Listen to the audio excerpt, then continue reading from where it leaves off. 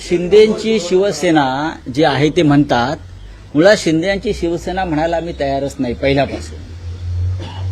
आणि शिंदे सेनेचा कोथळा हे अमित शहाच काढणार आहे.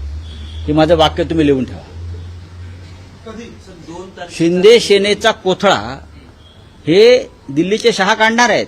त्यांची जी काय परंपरा आहे कामाची, त्याने आमचा कोथळा काढण्याचा प्रयत्न केला, पण आम्ही त्यातून बाहेर पडलो.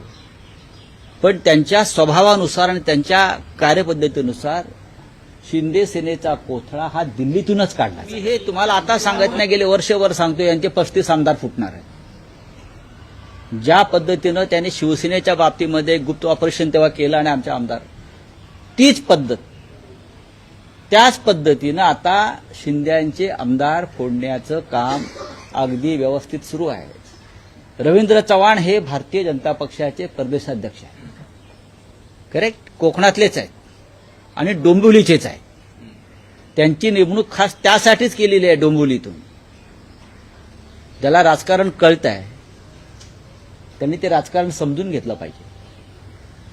आणि जे आजच सामनाचा अग्रलेख आहे, जे रवींद्र चव्हाणांचं वक्तव्य आहे 2 तारखेनंतर, आणि तुम्हाला आठवत असेल मीही वारंवार तेच सांगत होतो, डिसेंबर नंतर बघा काय यांचा कोथळा. यांना वाटत असेल की दिल्लीचे 2 महान नेते आमच्या पाठीशी आहेत. ते कोणाच्याही पाठीशी नसतात.